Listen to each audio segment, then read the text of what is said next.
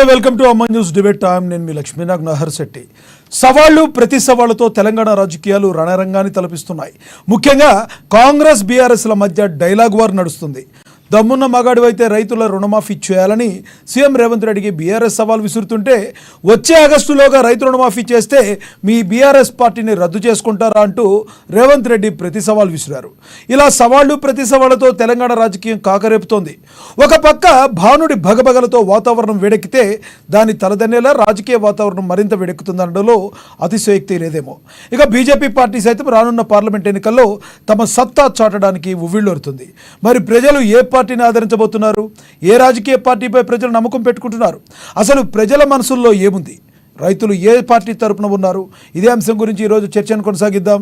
చర్చలో పాల్గొంటూ మనతో సిద్ధంగా ఉన్నారు రాజకీయ విశ్లేషకులు పాపిరెడ్డి గారు, అదేవిధంగా రాజు యాదవ్ గారు కాంగ్రెస్ నేత, రామ్మోహన్ గారు బీఆర్ఎస్ నేత, అనిల్ గుప్తా గారు బీజేపీ నేత మనతో జూమ్ కాల్లో అందుబాటులోకి వస్తారు.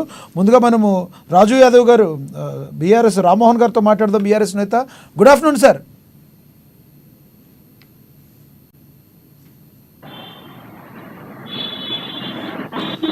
రామ్మోహన్ గారు, ఓకే. రాజు యాదవ్ గారు, నమస్కారం అండి. రాజు యాదవ్ గారు good afternoon. Very good afternoon. How are you all? Fine sir, fine. ఏంటండి రేవంత్ రెడ్డి గారి సవాళ్ళు, బీఆర్ఎస్ సవాళ్ళు, రేవంత్ రెడ్డి గారి ప్రతి సవాళ్ళ మధ్య రాజకీయం వేడెక్కింది. రానున్న రోజుల్లో మీరు ముందడుగు ఎలా అయిపోతున్నారు?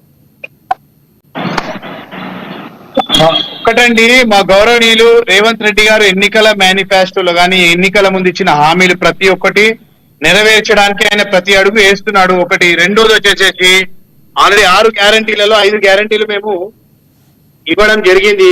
ఆ రోజు కూడా దేవుడి దేవుల కంప్లీట్ అవుతుంది. రుణమాఫీ అనేసరికి కొంచెం ఎలక్షన్ కోడ్ ఇవన్నీ వచ్చాయి కాబట్టి కొంచెం గ్యాప్ వచ్చింది. సో ఆగస్ట్ లో గౌరవ ముఖ్యమంత్రి వర్యులు చెప్పారు 100% రుణమాఫీ చేస్తాము.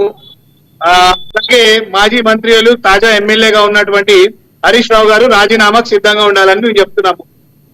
మీరు చూస్తున్నారు, గత 4 నెలలలో కాంగ్రెస్ పార్టీ అధికారంలోకి వచ్చినప్పుడు రెడ్డి గారు దాదాపు 16 నుంచి 18 గంటలు పనిచేస్తా ఉన్నారు. ఆయన తెలంగాణ రాష్ట్రం ఇంకా అభివృద్ధి చెందాల, అభివృద్ధిలోకి తీసుకెళ్లాలని చెప్పి వీళ్ళంతా బీఆర్ఎస్ వాళ్ళు కానీ బీజేపీ వాళ్ళు కానీ బురద జల్లుతున్నారు, బట్టగాల్చి మీదేస్తున్నారు.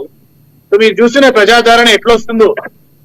వచ్చే పార్లమెంట్ ఎలక్షన్లలో కూడా కాంగ్రెస్ కి ఎంత మంచిగా ప్రజలు మద్దతు పలుకుతారో మీరు కూడా చూస్తారు. ఎక్కడ చూసుకున్నా కానీ కాంగ్రెస్ నామినేషన్ ర్యాలీలు, ఎంపీల ర్యాలీ చూస్తే ప్రజలు తండోపతండాలుగా స్వచ్ఛందంగా తరలి వస్తున్నారు. 10 సంవత్సరాలు కేసీఆర్ గారు ఎన్నడూ మీడియా ఏ స్టూడియోకి వచ్చి మాట్లాడలేదు.